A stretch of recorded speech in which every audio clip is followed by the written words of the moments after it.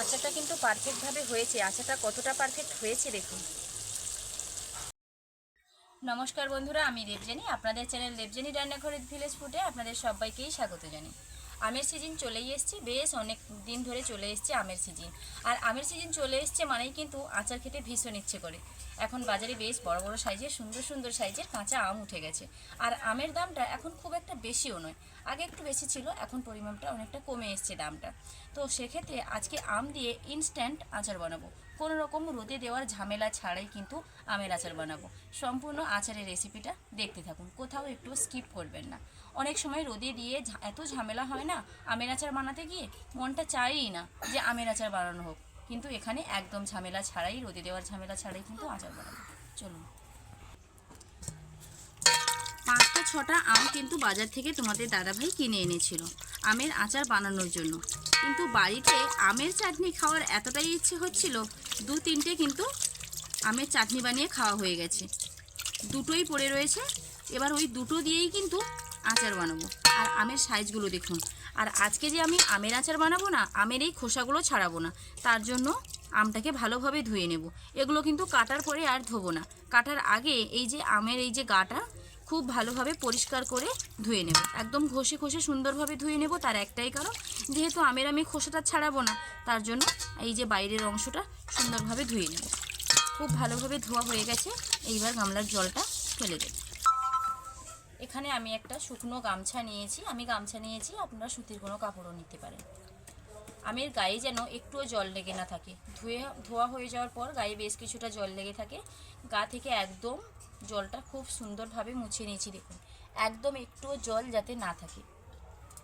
দুটো আম নিয়েছি, প্রথমে একটা মুছে নিয়েছি, তারপর আর একটা মুছে নিচ্ছি। যেই পাত্রটাতে আমটা কেটে রাখবো সেই পাত্রটাতেও ভালোভাবে মুছে নেব। একদম শুকনো জায়গাতে আমটা কিন্তু কাটতে হবে। এইবার একটুও জলের ব্যবহার করা যাবে না, গোটা আচারটাতে আমি এক বিন্দুও জলের ব্যবহার করব না। রোদে দেওয়ার ঝামেলা ছাড়াই কিন্তু প্রথমে বলেছি, রোদে দেওয়ারও ঝামেলা থাকবে না, জল দিয়েও ঘাঁটাঘাঁটির কোনো প্রশ্নই ওঠে না। একদম শুকনোভাবে মুছে নিয়েছি, এই পাত্রটাতেও মুছে নেব। যেহেতু এটাতে আম কেটে রাখবো, তার জন্য এটা আমি ভালোভাবে মুছে নেব। এখন সিজনের একদম শুরু তো, এখনই আমের আচার খেতে, আমের আমসত্ত্ব খেতে, আমের চাটনি বিভিন্ন রকম এখনই খেতে ভীষণ মন চাই। আর এই বছর আমের যেভাবে বল এসেছিল না, প্রচুর আম হওয়ার কথা ছিল আমাদের আম গাছে, কিন্তু রোদ, ঝড়, বৃষ্টি এই সব কিছুর কারণে একটাও বল নেই, একটাও আম হয়নি। কিন্তু আপনাদের কাদের বাড়িতে আম যদি হয়ে থাকে কারোর বাড়িতে, কমেন্ট করে জানাবেন।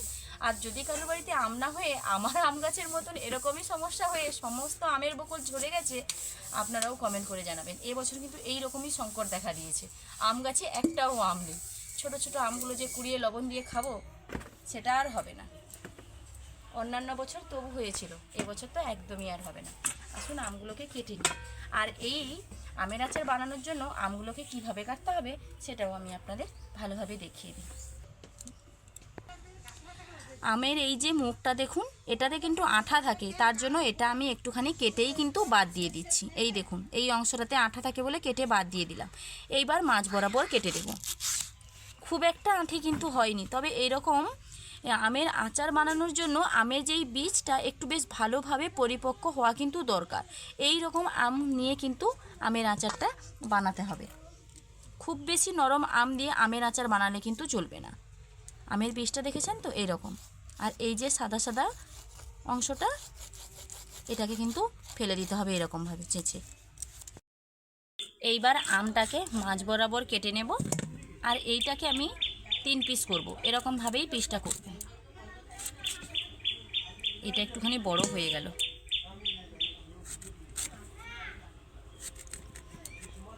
এইবার এটা ঠিক আছে। ঠিক এই রকমভাবে আমগুলোকে আমি পিস পিস করে কেটে নেব। আমের মধ্যে কিছুটা লবণ দিয়ে দিলাম, এইবার দিয়ে দেব কিছুটা হলুদ গুঁড়ো। মাখিয়ে ঝাঁকিয়ে লবণ আর হলুদ আমটাতে মাখিয়ে নেব।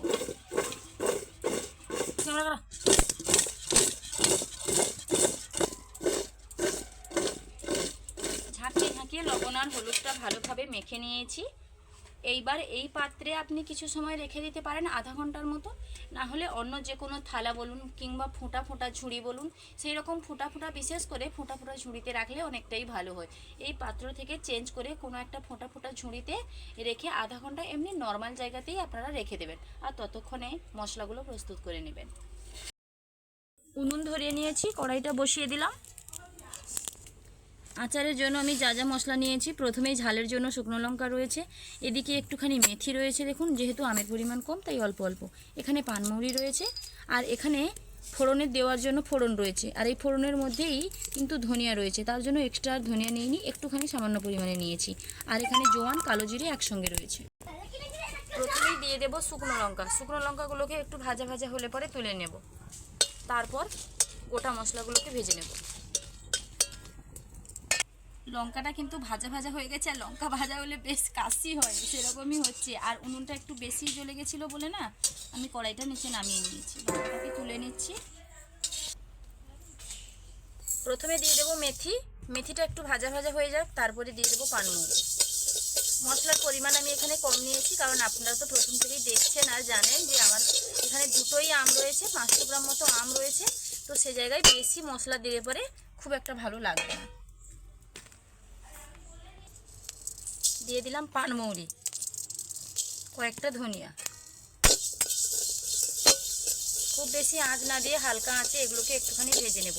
আর এগুলো আধা গুঁড়ো করব, সম্পূর্ণ গুঁড়ো করব না। সম্পূর্ণ গুঁড়ো করলে পরে তার স্বাদটা ভালো লাগবে না, আধা গুঁড়ো করব এগুলোকে। ভাজা ভাজা হয়ে গেছে থালার মধ্যে, এবার এগুলোকে নামিয়ে নেব। এইবার গরম কড়াইতে সরিষার তেল দিয়ে দেব। যে কোনো আচার করার ক্ষেত্রে কিন্তু অবশ্যই তেলটাকে সরষের তেল নিতে হবে। আমি এখানে একটু বেশি পরিমাণে সরিষার তেল দিয়েছি, কারণ আম আচারে একটু তেলটা খেতে ভালো লাগে।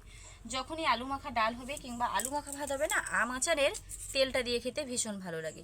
আমি এখানে ফোড়নের জন্য ব্যবহার করব 5 ফোড়ন। তেলটা আরেকটু গরম হলে ফোড়নটা দিলে ভালো হতো।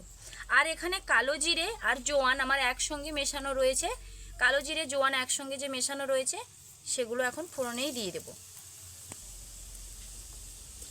ফোড়নটা একটু ভাজা ভাজা হয়ে যাক, তারপরে লবণ হলুদ মাখিয়ে রাখা আমগুলোকে দিয়ে দেব। ফোড়নটা ভাজা ভাজা হয়ে গেছে, লবণ হলুদ মাখিয়ে রাখা আমগুলোকে দিয়ে দেব।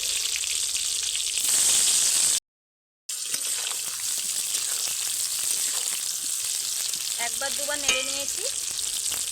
এরপরে এর মধ্যে আমি আর একটুখানি দিয়ে দেব হলুদ গুঁড়ো। কালারটাও আসবে, একটু ঝাল ঝালও লাগবে।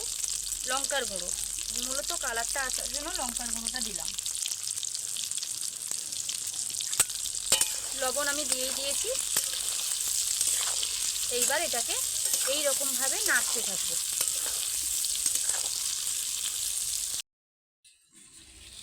কিছু সময় নাড়ার পর কিন্তু আমের খোসা আগারটা ছেড়ে গেছে, ছেড়ে যাবে এরকমভাবে।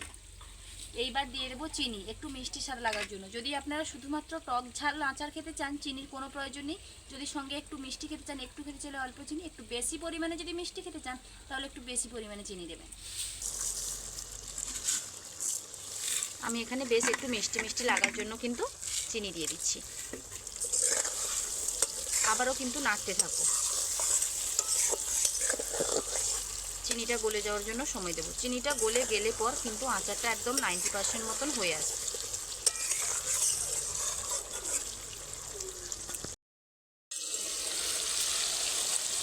হালকা এগার থেকে কিন্তু ভিজে যাবে, এটা কোনো অসুবিধার নয়। এই পর্যায়ে চিনিগুলো কিন্তু ভালোভাবে মিলিয়ে গেছে।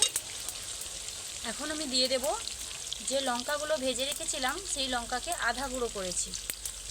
আচারের মশলা বলুন লঙ্কা বলুন একটু আধা গুঁড়ো করতে হয়। আর এই যে মশলার গুঁড়োটা দিয়ে দিচ্ছি। এইবার দারুণ একটা স্মেল হচ্ছে। আর আচারটা দেখতে কীরকম হয়েছে দেখুন।